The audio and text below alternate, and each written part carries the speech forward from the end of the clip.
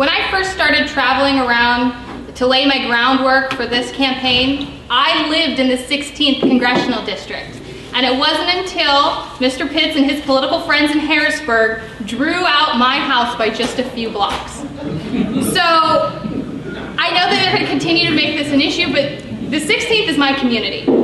And to address your question about redistricting in general, I think a model like Iowa, where it would be beneficial for all of us.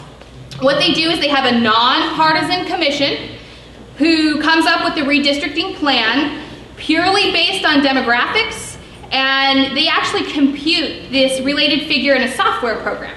So it eliminates all those backhanded deals and shady rooms, and I think that this is what would be beneficial to all people.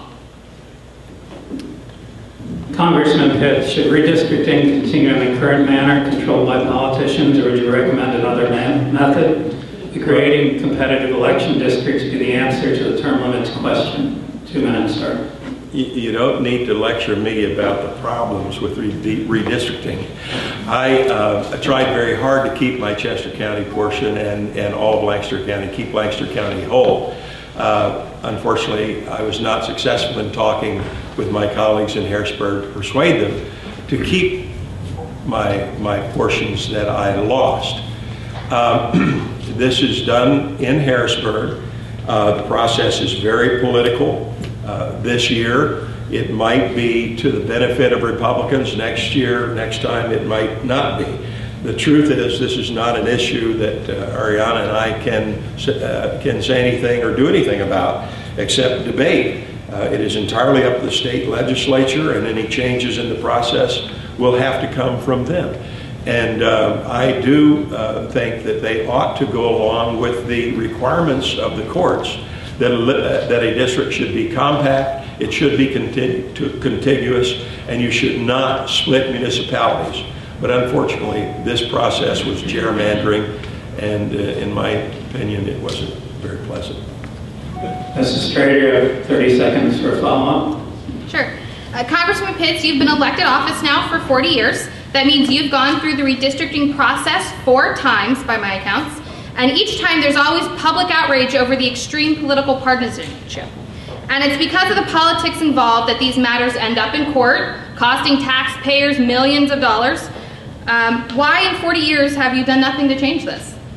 Well, in the last reapportionment, which occurs once every 10 years due to court decision, the map that they drew for the congressional district was certain numbers, so many 650,000, around plus or minus 19. All congressional districts were plus or minus 19. The courts ruled that was too much.